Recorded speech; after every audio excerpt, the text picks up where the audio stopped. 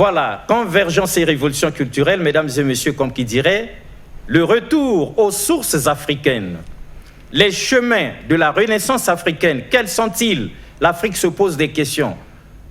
Quel chemin emprunter pour décoller, sinon pour s'arrimer à la modernité, sinon pour rattraper les autres continents, pour ne pas rester ad vitam aeternam, les derniers de la classe? C'est ça la problématique qui nous réunit ici.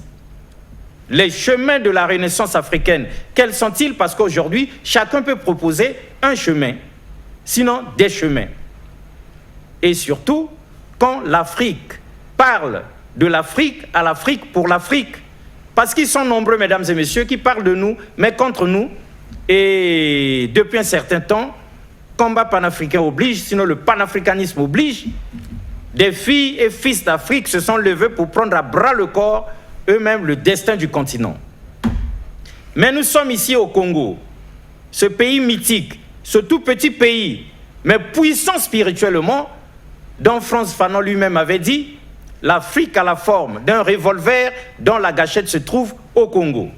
Eh bien ici au Congo, nous avons un chef d'État, son Excellence Denis Sassou Nguesso, qui nous dit « accélérons la marche vers le développement ». Pensée du jour pour cette émission, en tout cas, il n'y a pas d'accélération possible sans accélérateur. Ainsi donc, mesdames et messieurs, aujourd'hui, nous venons pour vous présenter l'accélérateur, l'élément moteur nécessaire, indispensable, sans lequel tout ce que nous projetons de faire, ce n'est que du vent. C'est que la science qui peut révolutionner les choses. Nous sortir de notre misère habituelle, nous arrimer à la modernité, sinon nous faire rattraper et même dépasser les autres. Parce que l'Afrique est ce continent du futur. Mais le détonateur, en tout cas, se trouve au Congo. Décollage scientifique des nations, sinon le décollage scientifique des nations, c'est avec le professeur Roland Moukson. Professeur, bonjour. Bonjour. Alors, pour ceux qui vous découvrent aujourd'hui, qui êtes-vous exactement par vous-même? Déclinez toutes vos casquettes, parce que vous en avez énormément. Je suis membre de la Société savante congolaise et président de l'Association internationale pour l'avancement de la science. Et présentement, je suis directeur de recherche scientifique, de l'innovation technologique, chargé du conseil scientifique de l'Académie des sciences et des arts du Congo. Et donc, je parle en tant que savant mathématicien, physicien cogniticien, et encore d'autres choses, vous allez découvrir. Mais ce qui importe ici, c'est apporter des solutions aux problèmes du monde en général et du Congo en particulier. Et comme vous venez de le dire, on ne peut pas parler de l'accélération sans accélérateur. Et cet accélérateur est mondialement reconnu que c'est la science qui doit être au cœur et qui est au cœur de tout développement. C'est la science qui a fait de l'Occident ce qu'il est devenu aujourd'hui. C'est la science qui a fait de la Chine cette future première puissance mondiale. Si elle ne l'est pas déjà, c'est la science qui a fait le Japon, c'est la science qui fait que la Corée du Nord soit redoutée aujourd'hui, et c'est la science qui fait que les autres nous dament le pion, que les autres règnent sur nous, nous imposent leur joug. Du coup, c'est très bien qu'aujourd'hui, l'on parle là de décollage scientifique des nations, sinon que l'on parle là de science.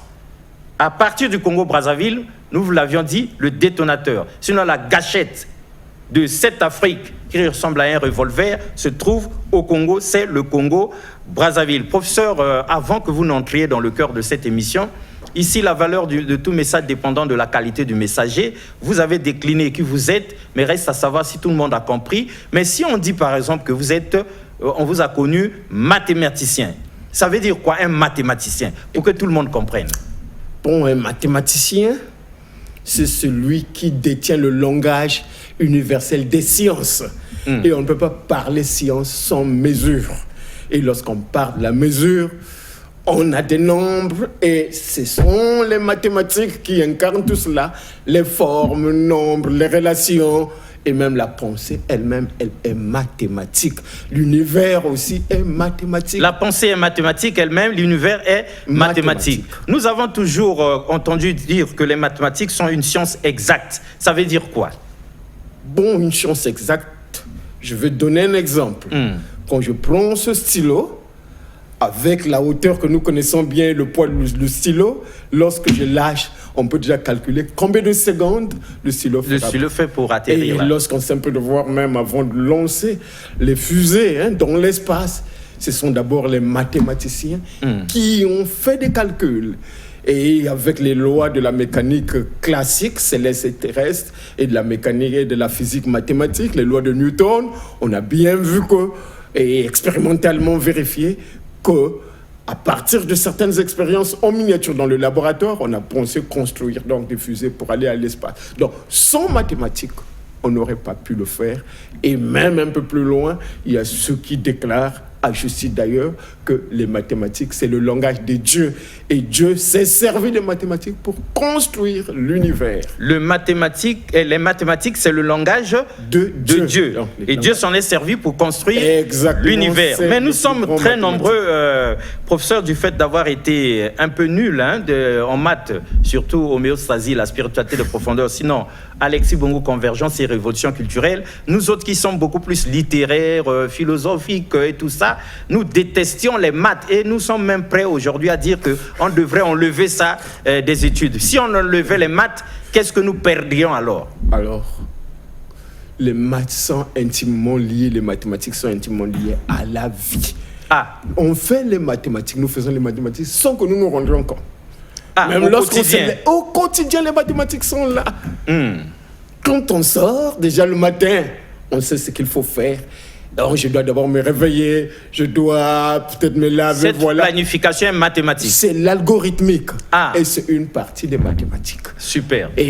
Donc, même les oiseaux. Donc, c'est important que nous encourageons nos enfants à étudier, à apprendre les mathématiques. L'étude du cerveau, on voit que les mathématiques sont liées à la logique. Très bien, professeur. C'était une façon de démontrer à tout ce beau monde que vous êtes dans votre matière et une occasion pour nous aussi de dire à tous ces professeurs de mathématiques qu'il faut toujours susciter l'intérêt aux apprenants. Dites-leur en quoi ces mathématiques sont importantes pour eux. Ça sert à quoi? À ce moment-là, une fois que l'intérêt est suscité, pédagogiquement, on est maintenant en position, en capacité de transmettre le savoir. Quoique difficile, quand l'intérêt est suscité, ça va réveiller aussi une attention volontaire de l'enfant, sachant que son intérêt se trouve dans cet apprentissage. Alors, professeur, nous mettions comme ça, là, nous plantions comme ça le décor pour que ce soit facile et compréhensible pour tout le monde, parce qu'on sait que vous êtes académique, mais vous allez nous dire avec les mots les plus simples ce que vous avez apporté aujourd'hui.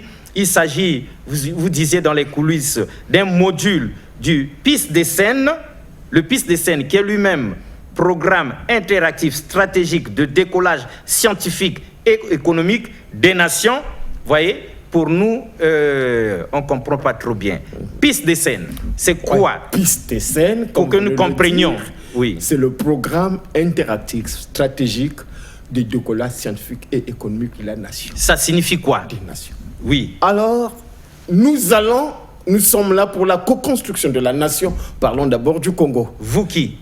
Nous, chercheurs, penseurs, et vous aussi, journalistes, vous jouez un rôle clé. Donc nous aussi, nous faisons partie du PIS des scènes. Tout le monde fait partie du PIS des scènes. Même les joueurs de Diable Rouge du Congo. Exactement. Même les Diables Rouges du Congo, ils ont un nouveau entraîneur. Le chef de l'État a décidé lui-même de prendre en main le sport. Nous sommes très contents. Donc tout le monde est concerné. Chacun peut apporter sa pierre à l'édifice. Exactement. On vous écoute, professeur. Et même donc, dans l'équation que nous avons conçue, tout le monde se trouve dans l'équation. Nous sommes variables de l'équation.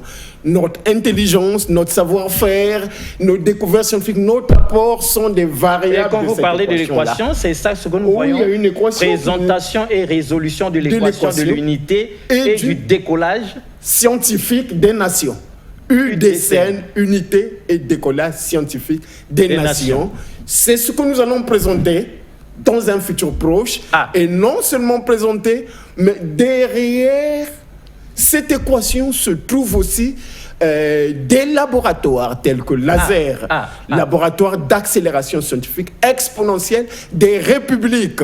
Il faudrait qu'il y ait un laboratoire. C'est-à-dire ce laboratoire dont vous parlez, laser, là, c'est aux États-Unis, en Chine ou bien ici au en Birmanie? Congo, ici au Congo. Il y a déjà un lieu. Et c'est au Centre mondial de l'intelligence renouvelable. Centre mondial de l'intelligence renouvelable de l'Académie des sciences et des arts du Congo. Nous aimons ça. Centre, professeur, pour vous c'est simple, mais pour nous, il faut qu'on comprenne. Centre mondial de l'intelligence renouvelable. Et l'homme, tout ce qu'il produit dépend de son intelligence et de son niveau de conscience. Nous voyons bien que scientifiquement, avec toutes les réalisations technologiques, nous sommes avancés. Mais il y a une chose, pendant que nous sommes avancés scientifiquement, alors que nous avançons technologiquement, mais le monde se déchire. Oui. Que fait la science? Nous sommes à l'ère de la brutalisation du monde. Exactement, c'est comme si nous devenons des robots. Le droit n'existe plus, on a tordu le cou, même aux droits de l'homme. Alors quelle est la part du savant et des intellectuels dans ce jeu? Est-ce qu'il faudrait laisser que la force brute puisse diriger les nations, ou bien la science et la spiritualité ont leur place? Grande question, mais professeur, lorsqu'on parle de science, là, science, invention, développement, décollage, mais c'est plutôt occidental, c'est plutôt asiatique, c'est plutôt tout ça. Mais est-ce que vous pensez qu'en Afrique, sinon au Congo chez nous, il y a des scientifiques, il y a des gens capables en labo d'inventer ou bien de découvrir ou bien de créer des équations, je ne sais pas comment le terme exact chez vous, de produire des équations et qui permettraient comme ça un certain décollage, sinon une explosion, et que nous devenions comme les autres. Est-ce qu'il y a des scientifiques en Afrique? Est-ce qu'il y a des scientifiques au Congo? Je suis convaincu qu'il y a des scientifiques, c'est un problème de temps, et ce temps-là est arrivé. Ce temps-là est arrivé. Donc l'heure de l'Afrique a sonné, comme disent les panafricanistes. Déjà en mathématiques de l'ingénierie scientifique, l'Afrique va présenter des formules ultra justes, ultra pures et super universelles qui vont remplacer toutes les formules, presque toutes les formules qui sont mondialement utilisées dans les instituts universitaires de technologie et dans des universités les plus prestigieuses même de la planète, Princeton, Oxford, Yale, Harvard, MIT, alors, et j'en passe. On vous connaît pour nous avoir choqués,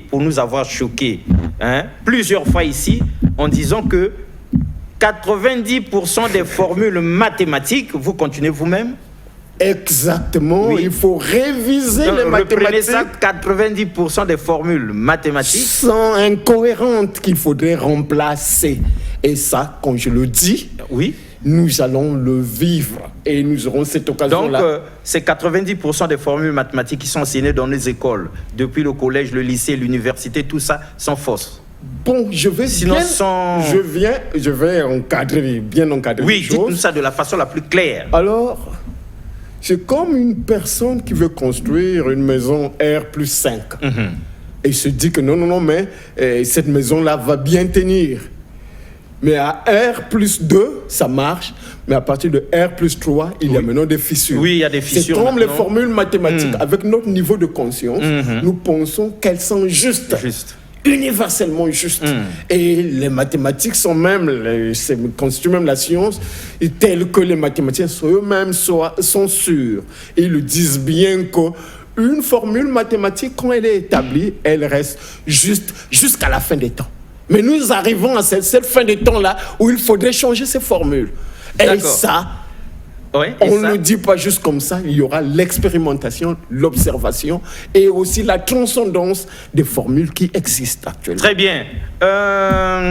Patrick Louvezo, si vous pouvez, si vous pouvez revenir sur cette bande-là, pour que notre savant sur ce plateau, mathématicien, physicien, il nous avait dit quelque chose aussi de cognitif, on comprend. Cogniticien, voilà, pour qu'il regarde. Donc nous lisons avec les téléspectateurs présentation et résolution de l'équation de l'unité et du décollage scientifique des nations. UDSN, au Centre mondial de l'intelligence renouvelable de la navette Piste des Seines, Nouveau Congo. Bon, on était sur le point de vous laisser développer tout ça, mais une question nous arrive, inspirée certainement par les téléspectateurs. Professeur, est-ce que vous pensez qu'à l'ère de l'intelligence artificielle, avec les avancées scientifiques et technologiques des autres, l'Afrique a encore quelque chose à offrir? L'Afrique signifie encore quelque chose. Est-ce qu'il y a encore une résolution, une démonstration possible, un décollage, on ne sait pas quoi? Parce que là, les autres ont déjà des milliers de kilomètres d'avance et l'Afrique continue de tirer le diable par la queue. Exactement, c'est une question qui est légitime d'être posée. Parce que lorsqu'on n'est pas scientifique, c'est comme, je vais vous donner l'exemple d'un match. Il y a des téléspectateurs qui sont là et les professionnels qui sont. Ce n'est pas la même réalité qu'ils perçoivent. Ah non. Donc, comme un expert et non-expert, il y a toujours une distance. Oui, bien sûr, un entraîneur, pendant un match de foot, l'entraîneur voit autre chose. Mais les téléspectateurs aussi, ou bien les spectateurs sur les gradins, et dans les gradins, là-bas, ils voient aussi autre chose. Le commun des mortels pense que les mathématiques atteignent un niveau de perfection et de sophistication. C'est ce que nous croyons. Tellement que nous ne pouvons même pas lier à l'intelligence artificielle. Il n'y a plus aucune chance pour nous.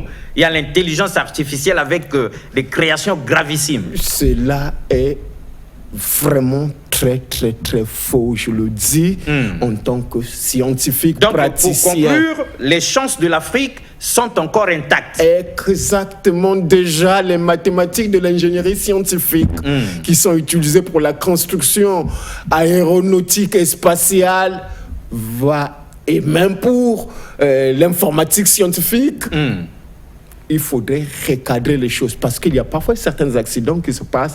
On pense bien que c'est une main noire. Non, les erreurs sont génétiquement mathématiques. Les erreurs commises par qui? Mais puisque les mathématiciens ont donné les formules, qu'ils pensent que ces formules-là expliquent le réel. Mais quand il y a certaines erreurs, alors ça nous rattrape toujours. Exact, on comprend. Donc dans ce cas, pas par pas, et ça sera à une affaire. Vous n'allez tout de même pas dire qu'un conducteur de taxi-moto qui arrive à grande vitesse et qui renverse un passant, il y a des mathématiques dedans. Mais exactement. Là, nous sommes dans la mécanique.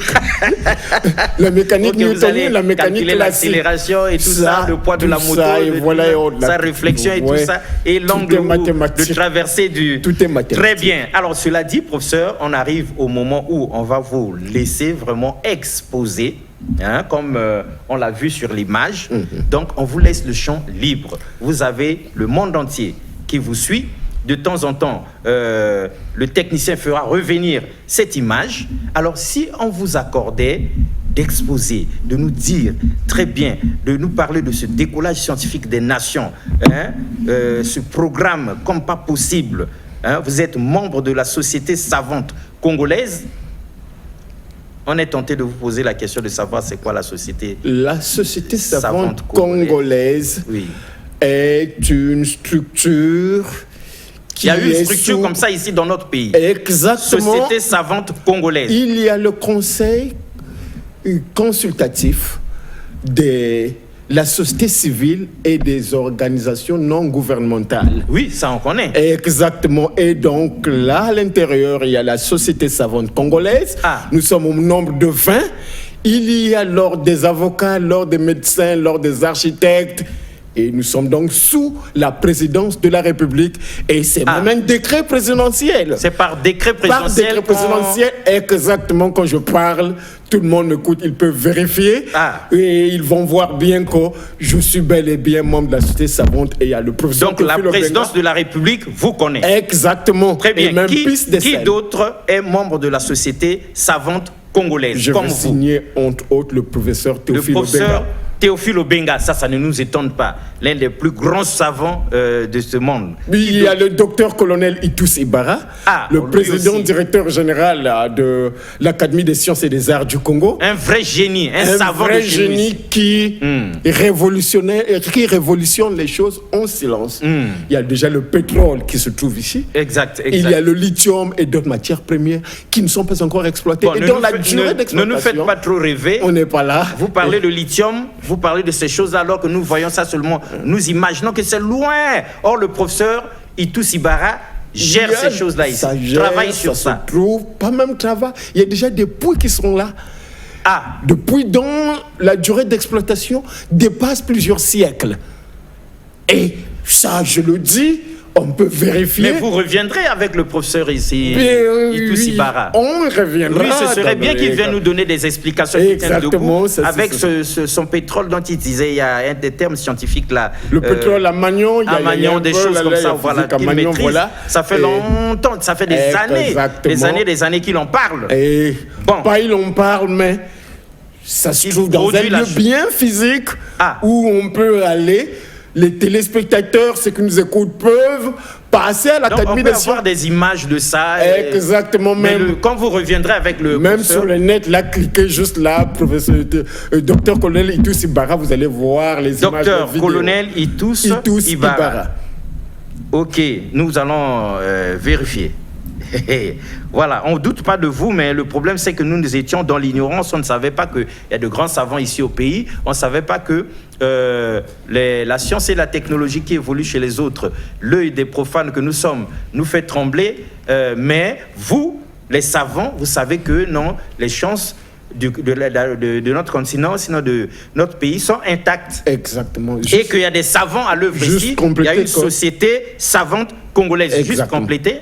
Juste compléter que cette intelligence du docteur colonel Itoussi Bara, ou cette technologie-là, ou cette technique n'existe nulle part au monde. Nulle part, c'est ce qu'il a toujours dit depuis l'émission Kratos sur Terre. Personne n'est venu démentir cela. Personne n'est jamais venu démentir. Exactement.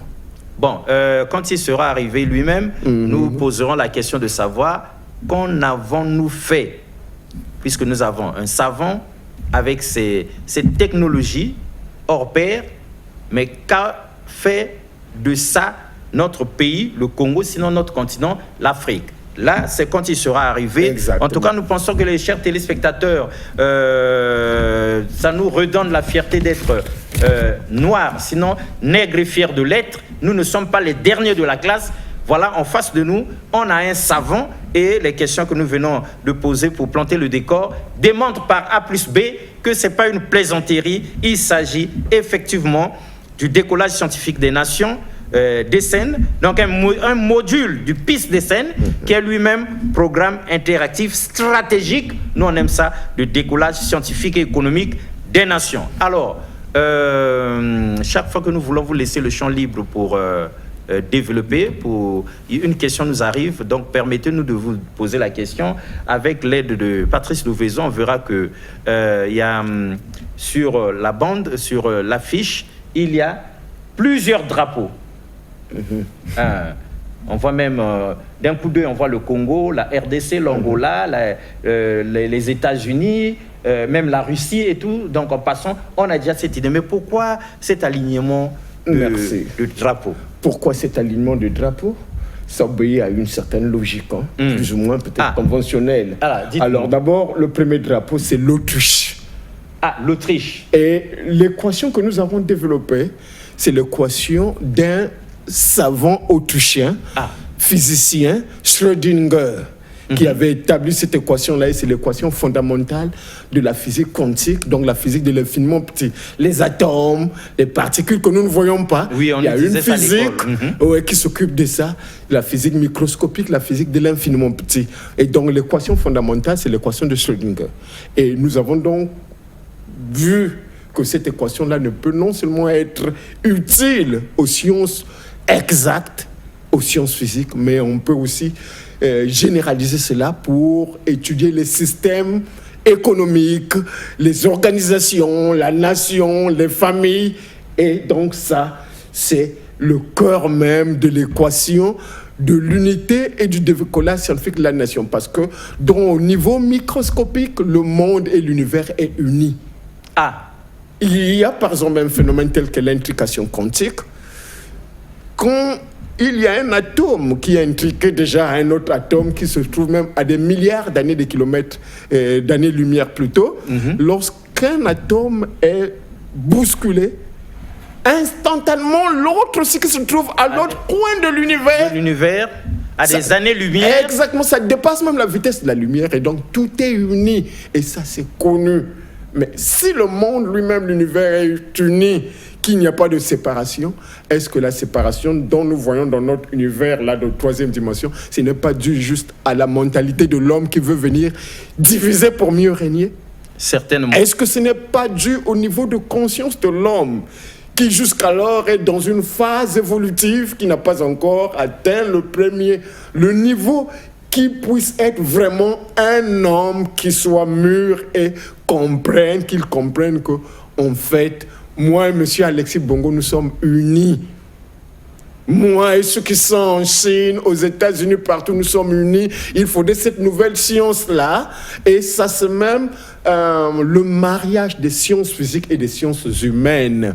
Actuellement, les sciences humaines sont d'un côté et les sciences physiques de l'autre, et on pense bien qu'on ne peut pas les unir. Or, le corps et l'esprit devraient être réunifiés. Déjà, lorsqu'on voit, juste un rappel pour ceux qui le savent, et quand Descartes, en 1637, vient présenter dans sa métaphysique un peu que l'homme est donc un être qui peut être constitué en deux éléments ou substances distinctes. Il parle de la res extensa et la res cogitans. La res en latin, c'est la chose. Res cogitans, c'est la chose qui pense. Et la res extensa, c'est la substance étendue. Il dit, quand il dit « je pense, donc je suis ». Donc je suis. Le je qui pense, ce n'est pas le je qui suit la haute. Non. Donc les deux jeux-là, je exactement. Donc c'est la pensée qui domine la matière. Mais dans sa manière d'exposer sa philosophie, sa métaphysique, il pense qu'il n'y a pas même s'il y a un lien, mais la res extensa, donc l'étendue, est séparée. Il n'y a pas la conscience à l'étendue, dans l'étendue. Et la res cogitans aussi est séparée. Et là, dans cette équation, on vient montrer pour une première fois dans l'histoire des sciences parce que Descartes n'avait pas un niveau où, à son moment, à son temps, juste à peine même la mécanique de Newton n'était pas encore développée, la mécanique classique, et encore moins, juste beaucoup de siècles plus tard, la physique de l'infiniment petit, où on voit l'élément fondamental de l'équation de Schrödinger, c'est la fonction d'onde psi, qu'on appelle psi. Et lorsqu'on étudie la conscience, nous nous rendons compte, et j'ai fait ces études-là, il y a même une publication en Croatie, que la fonction d'onde et l'esprit ont des mêmes propriétés. Et donc, la matière a un côté psychique. Déjà, la fonction d'onde est immatérielle. L'esprit aussi immatériel. La fonction d'onde est non locale. Donc, l'esprit aussi est non local. L'esprit n'est pas le produit du cerveau comme d'aucuns le pensent. On a déjà démontré ça scientifiquement. Quand vous dites la fonction d'onde, vous pensez aux ondes, comme les ondes radio et tout ça, qui permettent aux téléspectateurs de suivre la télé et autres. C'est une onde différente des ondes radioélectriques. Et peut-être même supérieure. Exactement, parce que c'est la fonction d'onde par rapport à sa densité qui fait qu'il y ait la matière qui puisse exister. Donc, sans fonction d'onde, il ne peut pas y avoir la matière. Très bien. Comme sans esprit, en fait, l'esprit et la matière sont deux éléments intimement liés. On ne peut pas séparer l'esprit de la matière et de la matière de l'esprit. Et du coup, donc, la res cogitans et la res extensa, par même une équation, sont unies. Donc cette unité-là n'est que le reflet de notre intelligence qui n'a pas encore atteint un certain niveau pour mieux comprendre les choses. Très bien. On aime ça, mesdames et messieurs, mais nous savons que en une seule émission, nous ne pourrons pas atteindre 1 heure, ça ne va pas suffire, mais on fera certainement revenir le professeur après cet épisode-là. Alors, professeur, au point où nous en sommes, l'Autriche, bien sûr, mais pourquoi le drapeau des États-Unis? Ils sont quand même en train de bombarder le monde. Ils ont bombardé Hiroshima et Nagasaki, mais vous mettez leur drapeau là. Quelle est la logique qui fait afficher ce drapeau-là? C'est un pays qui encourage la science, le développement. Et les États-Unis ont beaucoup fait pour que nous arrivions là. Leur budget scientifique est énorme. Contrairement à nos États africains ici, ministère de la Recherche scientifique et technologique, mais avec un maigre budget. Il faut se dire que les États-Unis sont parmi les pays les plus avancés au monde. Ça, on ne peut pas en disconvenir. D'accord. Donc, on ne va pas détailler tous les drapeaux. On voulait savoir, à moins que vous ayez encore un autre élément à donner.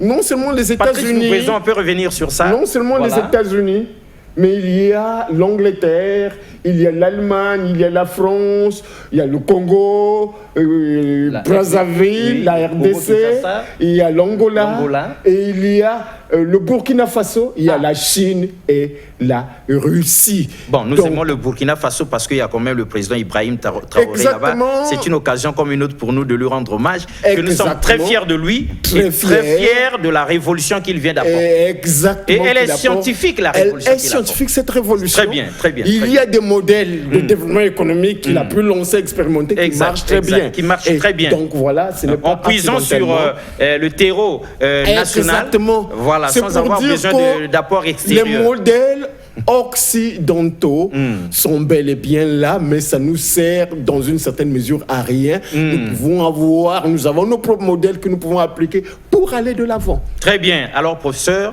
nous pensons, mesdames et messieurs, que nous pouvons maintenant, en tout cas jusque-là, il n'a pas encore développé, il n'a pas encore passé son message, il a fait que répondre à nos questions, mais ces questions-là sont des prérequis qui vont nous permettre de comprendre finalement le message qu'il apporte aujourd'hui, parce que pour peu que nous ayons compris dans les coulisses, c'est une vraie révolution scientifique et qui va révolutionner certainement notre continent à partir du Congo, Brazzaville, et sinon bouleverser le monde entier. Alors, professeur, s'il vous était donné de vous adresser à ces filles et fils d'Afrique, sinon à tout le continent, sinon au monde entier, par rapport à ce sujet qui vous amène sur ce plateau, que diriez-vous? Nous sommes scientifiquement unis et ce sont juste les dogmes, les préjugés qui font que la race humaine soit séparée. Et donc l'objectif même de cette équation-là, lors de l'exposition ou voilà des conférences, débats avec les experts, et ce n'est pas inutilement, sans raison, que nous avons pris le soin de présenter ce pays, parce que le Congo va s'adresser au monde entier. Et vous allez nous excuser, en bas, carrément, on voit ASAC, Académie des sciences et des arts du Congo. Et après, de l'autre côté, nous voyons AIAS, Association internationale pour l'avancement de la science. Donc c'est prévu une série de conférences et tout un programme. Non seulement une série de conférences, mais il y aura certaines structures réelles qui seront établies. Il faudrait que des scientifiques, ceux que nous ne connaissons pas, qui sont ici ou ailleurs, puissent travailler dans le laser, laboratoire d'accélération scientifique exponentielle des républiques. Et c'est un premier laboratoire ici.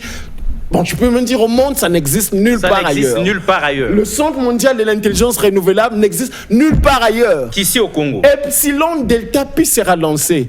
Epsilon Delta Pi Epsilon, donc école doctorale et postdoctorale internationale. On ne peut pas parler de l'accélération du développement s'il n'y a pas de personnes ressources appropriées. C'est vraiment impossible de parler accélération du développement sans personnes ressources. Et donc, l'ASAC, Académie des sciences et des arts du Congo, par le truchement de Epsilon Delta Pi qui sera lancé, donc école doctorale et postdoctorale internationale, nous allons former des techniciens, des ingénieurs et des scientifiques pour construire le Congo. Ah oui, le Congo, on a besoin. Ça, c'est indispensable. Il y a des vides partout. Lorsqu'on voit bien l'enseignement à l'université Denis Sassou Nguesso, université Marien Ngouabi, bon, comme on dit, une bonne femme ne peut donner que ce qu'elle a. Ah oui. Mais on peut encore faire un peu plus, parce que même scientifiquement, l'université Denis Sassou Nguesso n'a pas encore commencé à marcher. Et un jour juste, en parenthèse... C'est pas encore ça. Non, en parenthèse, le professeur Théophile Obenga m'avait reçu et je lui avais dit, la devise de l'université Denis Sassou Nguesso UDCN, c'est rigueur, excellence, lumière. Nous voyons, je vois la rigueur, je vois aussi quand même l'excellence, mais la lumière... Oui, la lumière, elle doit rayonner à l'international. Et j'ai même un projet, ça fait déjà 3 ans, de faire de l'UDCN, l'Université de Denis Sassou Nguesso, parmi les meilleurs de la planète. Et j'attends que les scientifiques d'ici, que j'élève, et il y a beaucoup de scientifiques des cadres, qui puissent me mettre à l'épreuve. C'est ça. En fait, lorsqu'on déclare quelque chose, si on ne croit pas, mais la première des choses, c'est appeler la personne et l'écouter. Oui, professeur, lorsque l'un de vous, scientifique, découvre ou déclare quelque chose, quelle est la démarche pour qu'on mette effectivement en marche cette affaire? Une fois que vous avez déclaré, qu'est-ce qui aurait pu être fait? La meilleure manière d'enseigner une découverte scientifique, c'est exposer à ses pairs. Voilà, j'ai cette découverte scientifique. Exact. Vous discutez lors des conférences. Vous rassemblez et ce que nous allons une société faire, savante et scientifique. Nous n'allons pas seulement faire exposer devant les scientifiques congolais ou africains, mais devant l'humanité, le monde entier. C'est la raison pour laquelle il y a même ces drapeaux-là. Parce que si juste c'est le Congo, on dira oh non, parce que le Congo, voilà, c'est l'Afrique. Au royaume des aveugles, les bords sont rois. Peut-être que nous on ne comprend pas ici, mais il s'agit du monde entier. Exactement. Donc vous êtes sûr de vous. Nous parlons au monde et donc nous allons démontrer aux scientifiques les plus experts dans leur domaine, dans le domaine des mathématiques, l'ingénierie scientifique, qui va embrasser même l'IA, l'intelligence artificielle, et en physique des hautes énergies, en physique quantique de gravité. Oui, les autres sont dans la robotique et tout ça. On va bien montrer même les robots humanoïdes. Mais nous, on aimerait bien que l'Afrique aussi. Même les limites de la robotique, on va montrer. Il y a une super intelligence artificielle. Là, nous sommes à l'IA, intelligence artificielle. Il y a même la CIA. Contre intelligence artificielle. Super. Pourquoi l'intelligence artificielle ne peut pas apporter la paix dans le monde? Ah oui, pourquoi ça n'apporte pas la paix exactement. dans le monde? Ce qui est intimement humain, profondément humain, la science écarte. Mais la vraie science, c'est l'évolution de l'homme. Dans le sens qu'ils comprennent qu'ils font une seule humanité, qu'ils comprennent l'autre qui souffre quelque part. Qu'ils ne voient pas que non, l'autre c'est pas moi, non. Ça c'est une physique qui est même à bannir. La physique newtonienne qui pense qu'un élément peut être scellé dans l'univers qui n'a pas de contact avec un autre. Non, nous sommes liés. Comme des vagues de la mer, est-ce qu'une vague dira non, moi je suis plus vague que l'autre vague? Ah non. C'est comme les arbres, nous sommes comme des vagues ou des gouttes, alors chacun a sa place. Pour qu'il y ait une forêt, une jungle, il faut bien qu'il y ait tout ça. Donc, chaque arbre à sa place, toute herbe à sa place, là où les insectes, les animaux, les carnivores, les animaux, les antilopes, les lions, les tigres et autres. Il faut bien que tout ce monde-là. Ordre cosmique. Exact. Lorsque vous éliminez une espèce, ça bouleverse aussi ces choses-là. Rien n'est hasard. Professeur, vous savez, vous avez emmené des choses très scientifiques, très profondes, académiques. Mesdames et messieurs, vous l'avez constaté. Autant nous disons, on va laisser le champ libre au professeur de nous exposer la chose, autant nous l'interrompons en posant des questions, mais c'est pour votre bien, c'est pour notre bien. C'est pour que nous comprenions. Parce que si on nous étale aussi tout, on déballe tout, bon, sans que nous ne comprenions, tout ça aussi, ça ne va pas marcher. Une question de grande importance, professeur. Normalement, quand vous arrivez sur le plateau de Convergence et Révolution culturelle, avec un tel thème, avec une telle profondeur, avec une telle bombe, avec l'accélérateur dont le Congo a besoin, sinon le continent, mais quel est le public cible? En fait, votre message s'adresse à qui exactement? À la jeunesse, à l'État, aux autres savants scientifiques? À qui vous adressez-vous quand vous arrivez là? Merci pour qu'au moins ils se sentent concernés. La science est universelle comme l'air. Est-ce que l'air est indispensable juste au président de la République? Ah non, c'est tout le monde, même jusqu'aux enfants de la rue, aux va-nu-pieds, aux SDF. Tout le monde a besoin de l'air. Et comme la justice. La justice est pour tout le monde, c'est universel. Oui, mais ce n'est pas tout le monde qui décide du destin des peuples. Exactement. Et cette décision-là doit être tempérée par la sagesse et l'amour. Mais s'il y a une décision sans sagesse et l'amour, mais nous irons où? On a bien vu, hein? Science sans conscience n'est que ruine de l'âme. On a vu comment Néron gouverner Rome. Mais il n'y a pas vraiment des atrocités dignes de Néron. Mais ce qu'il a fait, nous le connaissons déjà. Il y a beaucoup, vraiment des barbares présidents qui sont arrivés. D'accord, mais vous n'allez tout de même pas nous dire que vos équations compliquées là, dont nous voyons les images, c'est fait pour créer bien plus que la bombe atomique demain pour exterminer le monde entier. Non, vous ne mettez pas en danger le pays, vous ne mettez pas en danger le continent et l'humanité. Déjà, une des forces les plus, je peux même dire la plus grande de l'univers, c'est l'attraction, la gravitation. Et jusqu'alors, la science n'a même pas encore découvert que la gravitation est même dans l'infiniment petit. Parce qu'on pense que ce n'est que dans l'univers de l'infiniment grand. Mais il y a des travaux qui seront déjà exposés d'ici peu, où on voit bien, on donne des solutions au problème de la NASA, où on pense que la matière, bon, il y a encore d'abord un mystère. Ce que nous connaissons dans l'univers ne représente presque à peine que 4%. Ce qu'on appelle techniquement la matière là, je suis fait de matière, voilà, et tout, c'est ce qu'on appelle techniquement la matière baryonique. Oui, mais cela étant, est-ce que l'équation que vous avez apportée là, Patrice Louveseau, s'il vous plaît, est-ce que cette affaire-là, c'est dangereux ou pas? Non, elle n'est pas nullement dangereuse. Elle n'est pas dangereuse. Elle à quoi ça sert? L'unité. On va montrer que pour l'unité. L'unité n'est pas juste une affaire de la physique, mais elle est aussi une affaire des sciences humaines et sociales.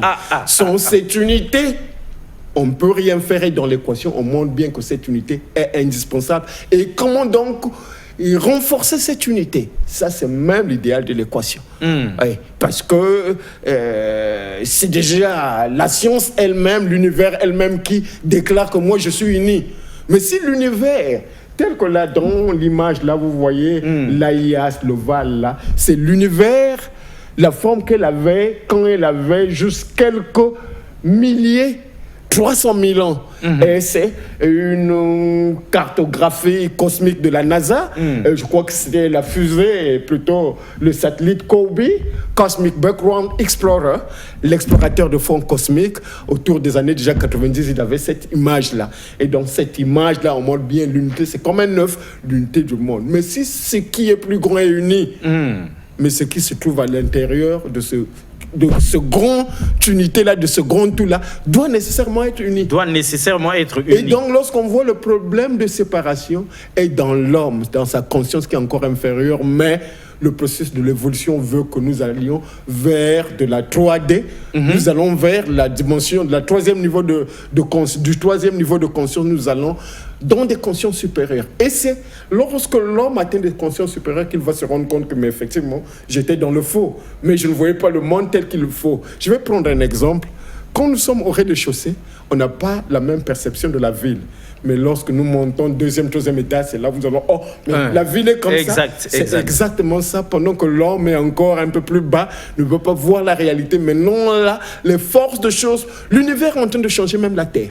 Tout ce que nous voyons là comme guerre, trouble, il arrivera un moment où il n'y en aura pas. Ça sera de l'histoire, et ça, je vous le dis, la vérité. Parce que l'homme, il y a des profondeurs, il y a des changements en profondeur qui se passent. Et ce ne sont que certains hommes éveillés qui le sentent. Et tout le monde, graduellement, vont sentir que la voie royale du développement, c'est la coopération. Ce n'est plus la compétition. C'est l'amour. Et l'amour, c'est la force qui traverse toutes les dimensions sans distorsion. Et donc, dans cette équation, on montrera bien que la gravitation, qui, dans les sciences humaines, spirituelles, c'est l'amour, dépasse tout. C'est ce que l'équation va montrer. Exact. Mais on a comme l'impression, professeur, que dans cette équation, dans cette étrange équation, dans cette équation pas comme les autres, dans cette super équation, on a l'impression qu'il y a une sacrée dose de spiritualité, sinon une sacrée dose d'amour. Est-ce qu'on a tort de penser ainsi? Non. Déjà, du point de vue scientifique, strictement scientifique, l'amour égale gravitation. Parce que c'est la gravitation qui a formé l'univers. Tout ce qui existe sans gravitation n'aurait pas pu exister. Même la lumière sans gravitation n'existe pas. J'ai bien des équations que je vais développer sur ça. Donc, la gravitation, c'est même l'élément fondamental créateur de l'univers. Et quand on dit Dieu est amour, ce n'est pas une coïncidence. Et pour que l'homme puisse évoluer, il est dans l'obligation d'incarner graduellement cet amour. Parce que quand c'est l'inverse, il va se détruire lui-même. Dieu est amour, l'homme doit s'efforcer d'être amour à l'image de Dieu. Exactement, pour qu'il y ait moins de problèmes. Très bien, sortir de l'égoïsme, de l'égocentrisme, de tous ces désirs qui nous tirent vers le bas, s'élever. Donc il y a une puissance de transcendance dans tout ça. Maintenant, professeur, vous allez nous aider ici. Mesdames et messieurs, c'est compliqué. On essaie de comprendre. Vous allez nous aider. d'un côté les jeunes, sinon la jeunesse, cette jeunesse africaine qui est la puissance, sinon ce trésor, sinon cette arme de construction massive, c'est cette dynamique jeunesse-là qui fait même la force de notre continent. C'est ça qui fait même que les autres aient peur de nous déjà aujourd'hui. Et c'est ça cette jeunesse-là qui garantit le fait que nous soyons le continent du futur. Donc, la jeunesse africaine d'un côté, les intellectuels africains, sinon les scientifiques, les intellectuels, tout le monde. Et les religieux, tout le monde. D'un côté, voilà. Les religieux, non, on sépare les religieux des intellectuels. Exactement. La jeunesse, les intellectuels, les religieux, les décideurs, les dirigeants politiques. Alors, si vous étiez donné comme ça, là, à chaud, un message à la jeunesse, sinon aux jeunes Africains, que leur diriez-vous par rapport à cette équation? Par rapport à cette équation, nous allons encore plus communiquer, dire que c'est la base même de l'existence. Si l'équation de Schrödinger n'existait pas, ou si la fonction dans la dans la conscience, l'univers ne serait même pas venu à l'existence, on n'aurait même pas parlé des atomes. Et ça, c'est comme ça. Et donc, la conscience est la base. Et cette conscience-là est aussi amour, et aussi, quelque part, lumière, parce que même nous la vous lumière... rappelons que vous vous adressez à la jeunesse africaine. Oui, je m'adresse à cette jeunesse africaine qu'il faudrait... Elle a intérêt à le comprendre. Elle a intérêt à le comprendre parce que l'avenir, son avenir, on dépend de cette compréhension-là. Et inutile que nous puissions rester toujours dans une vie circulaire où on est là dans la bassesse, nourrir notre côté animal. Il faudrait aussi on évolue dans le tâtonnement, exactement, dans le noir. Nous devons on a perdu tous les repères. Arrêter un instant, faire le bilan de sa vie et voir que la voie royale, c'est juste une voie d'élévation de la connaissance. Très bien. Les intellectuels africains, les mathématiciens, les scientifiques, tout ce beau monde-là, les philosophes, toute la crème, l'intelligentsia africaine qui vous suit, congolaise et africaine, que leur dites-vous par rapport à ce que vous nous apportez? Il faudrait que nous mettions notre savoir au service du développement. Il n'y a pas à dire, j'ai étudié à Princeton, à Harvard, Yale. On n'a pas besoin de ça. Les problèmes sont là. Qu'est-ce que nous apportons? Une maison qui prend feu. Les problèmes sont là. Exactement. La maison brûle. Oui, non, voilà, moi je suis... j'ai tel diplôme, oui, on refuse un enfant qui mais viendra, ça brûle. Oui, cherchera intimement, plus instinctivement, c'est prendre peut-être du sable et jeter. On n'a plus besoin de raisonner. On a besoin de solutions. Des solutions. Et quelles solutions? Trop de théories depuis toujours. L'Afrique parle beaucoup, mais agit peu. On n'a plus besoin de ça. Donc nous sommes dans l'ère, je peux dire, de la responsabilité partagée, de l'initiative accrue. Et partout, que ce soit les hommes politiques ou autres, la gouvernance par la preuve. Oui, je fais bien, les actes doivent parler.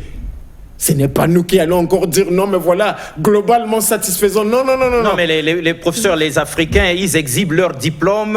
Ils ont des besoin de ça. Et tout ça. S'il faudrait juste ça ne va pas construire le continent. Ça ne va pas construire le continent. Est-ce que le diplôme peut faire quelque chose à la place de l'homme? Non, d'autant plus qu'il y a des diplômes aussi qui sont, ils sont attrapés de façon douteuse. Les Américains disent you are what you do. Tu es ce que tu fais. Tu fais quoi? C'est ce que tu es. Il n'y a pas à dire, moi, lorsqu'on va te mettre à l'épreuve, là, tu n'iras pas prendre le diplôme. Voilà ce qu'on va faire. Donc, ça, c'est en fait une manière même de creuser notre sous-développement. Et le doyen Asie Dominique de Marseille dit la compétence écrase le diplôme. Mais exactement ça. Donc, vous voulez apporter à ces Africains, à cette intelligence-là, de la compétence. La compétence. Et non des CV kilométriques. Oui, non, et l'Afrique continue de tourner en rond. Peut-être le CV va te servir. Et les intellectuels africains ne se gênent même pas de voir que les autres se développent. Et nous croupissons dans la misère.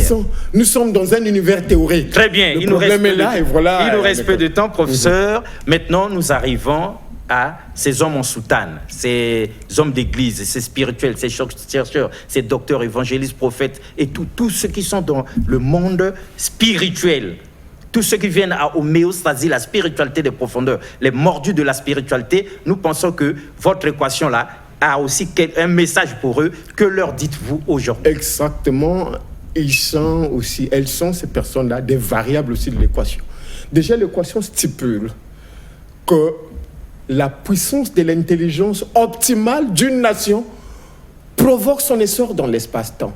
Lorsqu'on voit l'intelligence optimale, nous voyons l'intelligence rationnelle, l'intelligence émotionnelle et l'intelligence spirituelle. Et la spiritualité et la science sont comme deux faces d'une seule pièce de monnaie.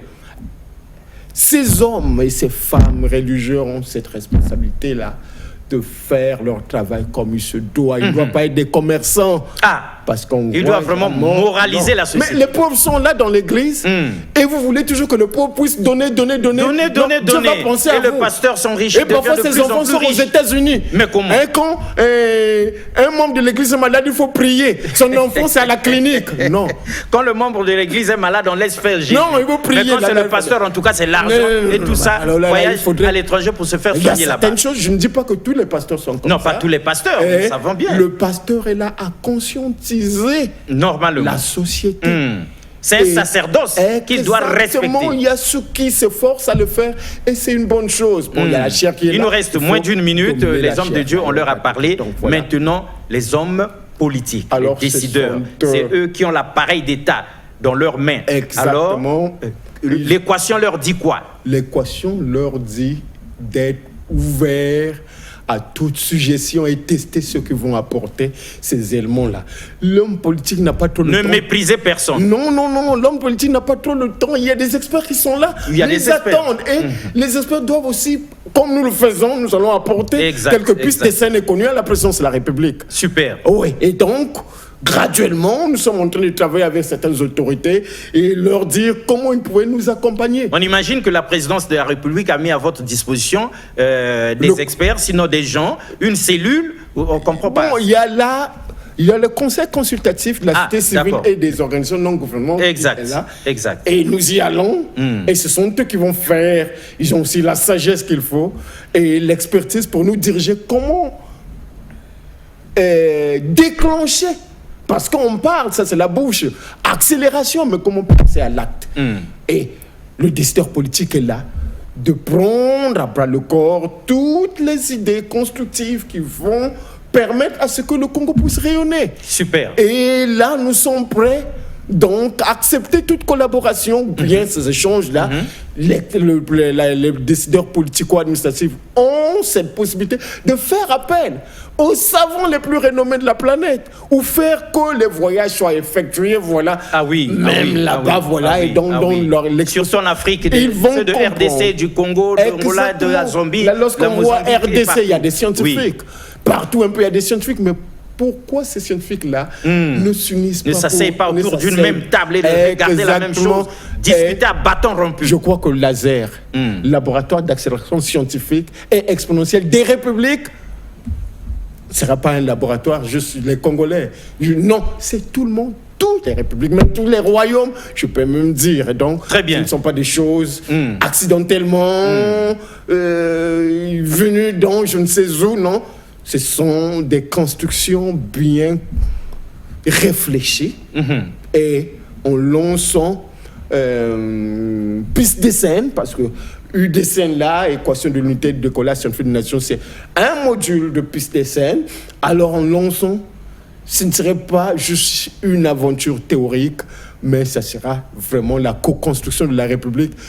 Comme nos décideurs politico-administratifs nous invitent, ils disent que nous sommes en train de co-construire. Et donc, dans cette co-construction, on ne peut pas mépriser une personne. On méprise personne. C'est tout le monde. Et donc, le temps est contre nous. On est à l'atterrissage.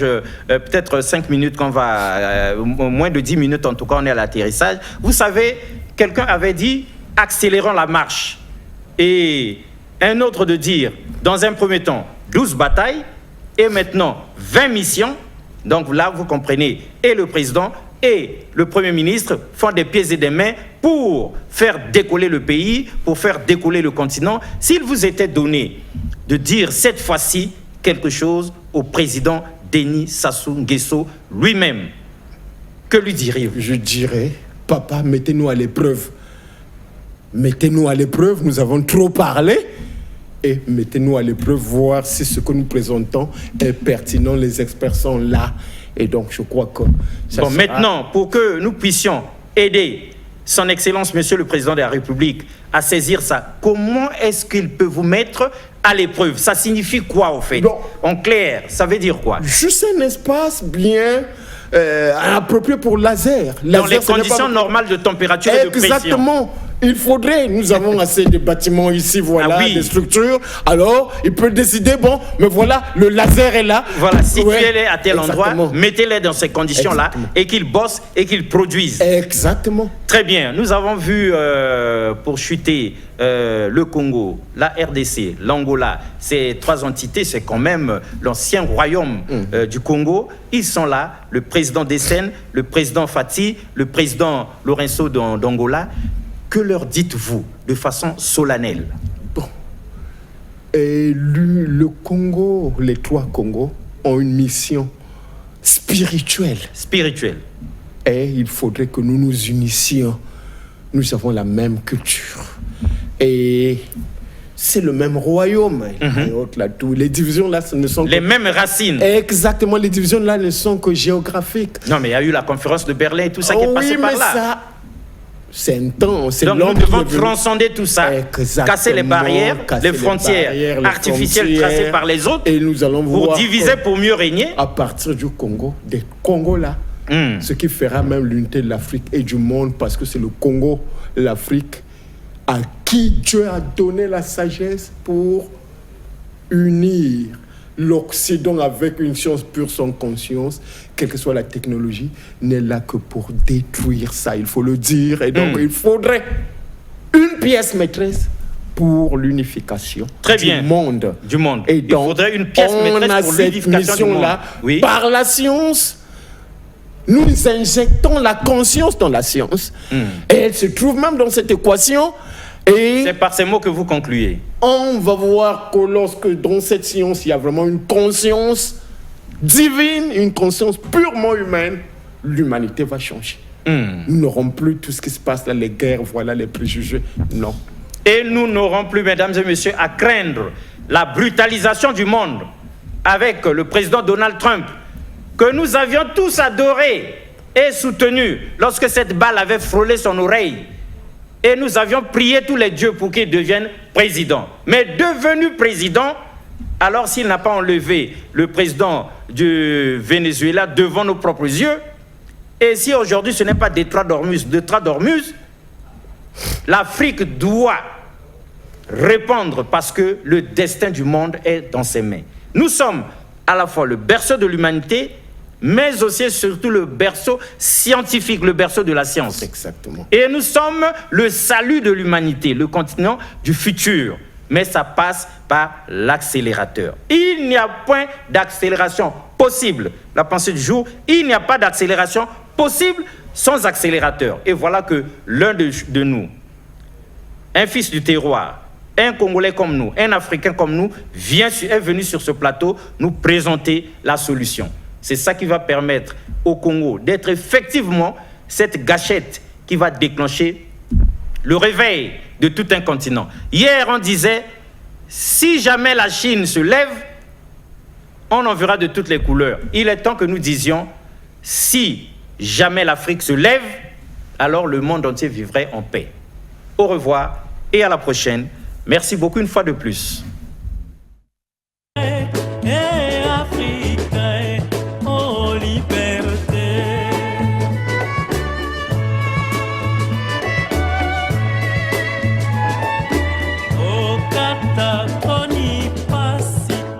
Soki na kati, kote